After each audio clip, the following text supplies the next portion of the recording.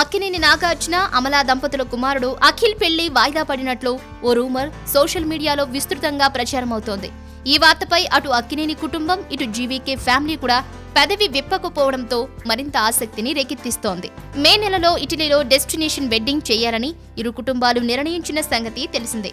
టాలీవుడ్ తో పాటు బిజినెస్ వర్గాల్లో అఖిల్, శ్రియా భూపాల్ వివాహం ఆగిపోయిందనే విషయం గత 2 రోజులుగా చర్చ జరుగుతోంది. బుధవారం ఆంగ్ల దినపత్రిక కూడా ఈ వార్తను ప్రముఖంగా ప్రచురించింది. ఇరు కుటుంబాల బంధువులు ఈ వార్త అవుననే అంటున్నాయి. అఖిల్, శ్రియాల మధ్య భేదాభిప్రాయాలు తలెత్తాయని, వివాహం క్యాన్సిల్ కావడానికి ఇదే ప్రధాన కారణమని కొందరు చెబుతున్నారు. ఇరు కుటుంబాల పెద్దలు అఖిల్, శ్రియాలతో మాట్లాడారని, అయినా ఫలితం లేకపోవడంతో మ్యారేజ్ క్యాన్సిల్ చేస్తారని సమాచారం.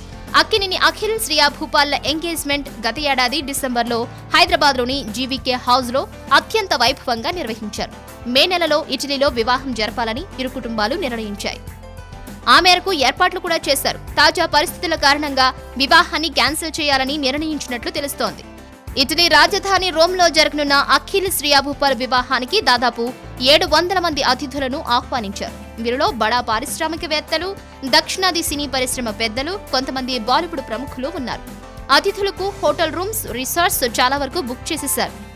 తాజా పరిణామాల నేపథ్యంలో ఇటలీకి టికెట్లు బుక్ చేసుకున్న అతిథులను రద్దు చేసుకోమని చెప్పినట్లు సమాచారం.